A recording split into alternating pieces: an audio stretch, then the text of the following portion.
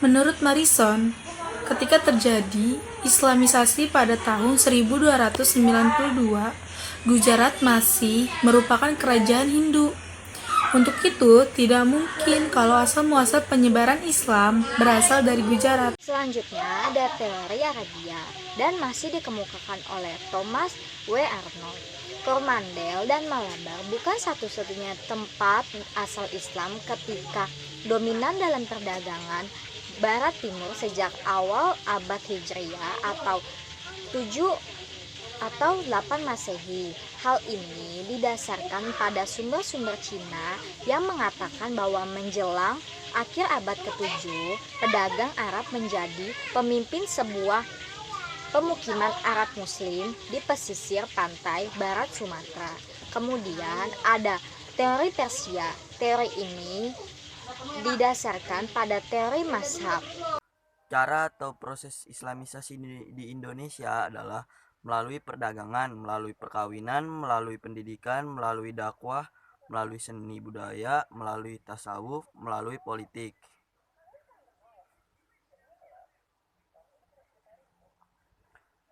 Saluran perdagangan. Di antara saluran Islamisasi di Indonesia pada taraf permulaannya ialah melalui perdagangan. Hal ini sesuai dengan kesibukan lalu lintas perdagangan abad 7 sampai abad ke-16. Perdagangan antara negeri-negeri di bagian barat, tenggara dan timur benua Asia dan di mana pedagang-pedagang muslim, di antara lain Arab, Persia, India turut serta mengambil bagiannya di Indonesia.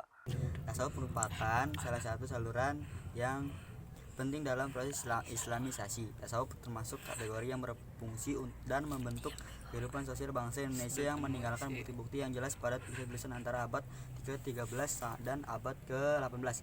Hal itu bertalian langsung dengan penyebaran Islam di Indonesia. Dalam hal ini, para ahli tasawuf hidup dalam kesederhanaan. Mereka selalu berusaha menghayati kehidupan masyarakatnya dan hidup bersama di tengah-tengah masyarakatnya. Para ahli tasawuf biasanya memiliki keahlian untuk menyembuhkan penyakit dan lain-lain.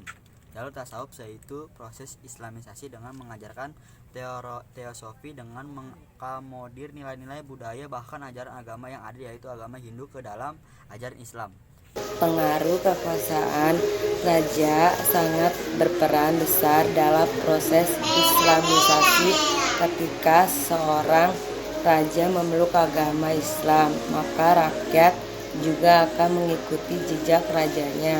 Rakyat memiliki kepatuhan yang sangat tinggi dan raja sebagai panutan bahkan menjadi tauladan bagi rakyatnya. Misalnya di Sulawesi Selatan dan Maluku, kebanyakan rakyatnya masuk Islam setelah rajanya memeluk agama Islam terlebih dahulu. Sebab-sebab Islamisasi cepat berkembang di Indonesia. Dalam waktu yang relatif cepat, ternyata agama baru ini diterima dengan baik oleh sebagian besar lapisan masyarakat Indonesia, mulai dari rakyat jelata hingga raja-raja, sehingga penganut agama ini pada akhir abad ke-6 Hijriah atau abad ke-12 Masehi dan tahun-tahun selanjutnya berhasil menjadi suatu kekuatan Muslim Indonesia yang ditakuti dan diperhitungkan. Ada beberapa hal yang menyebabkan agama Islam cepat berkembang di Indonesia. Menurut Dr. Adil Muhyiddin Alusi, seorang penulis sejarah Islam dari Timur Tengah, dalam bukunya Al-Urbatu wal Islamu fi Janubi Syaiki Asia, Al-Hindu wa Indonesia, menyatakan bahwa ada 3 faktor yang menyebabkan Islam cepat berkembang di Indonesia, yaitu sebagai berikut. 1. Faktor agama. Faktor agama yaitu akidah Islam itu sendiri dan dasar-dasarnya yang memerintahkan menjunjung tinggi kepribadian dan meningkatkan harkat dan martabatnya. Faktor politik. Faktor yang diwarnai oleh pertarungan dalam negeri antara negara-negara dan penguasa-penguasa Indonesia, serta oleh pertarungan negara-negara bagian itu dengan pemerintah pusatnya yang beragama Hindu. Hal tersebut mendorong para penguasa, para bangsawan, dan para pejabat di negara-negara bagian tersebut untuk menganut agama Islam yang dipandang mereka sebagai senjata ampuh untuk melawan dan menumbangkan kekuatan Hindu. Agar mendapat dukungan kuat dari seluruh lapisan masyarakat, hal itu dapat dibuktikan hingga kini, bahwa apabila semangat keislaman dibangkitkan di tengah-tengah masyarakat Indonesia, baik di Sumatera, Jawa, maupun kepulauan Indonesia lainnya, dengan mudah sekali seluruh kekuatan dan semangat keislaman itu akan bangkit serentak sebagai suatu kekuatan yang dahsyat.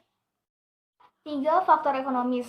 Faktor ekonomis yang pertama diperankan oleh para pedagang yang menggunakan jalan laut baik antar kepulauan Indonesia sendiri maupun yang melampaui perairan Indonesia ke Cina, India, dan Teluk Arab Parsi yang merupakan pendukung utama karena telah memberikan keuntungan yang tidak sedikit sekaligus mendatangkan bea masuk yang besar bagi pelabuhan-pelabuhan yang disinggahinya baik menyangkut barang-barang yang masuk maupun yang keluar.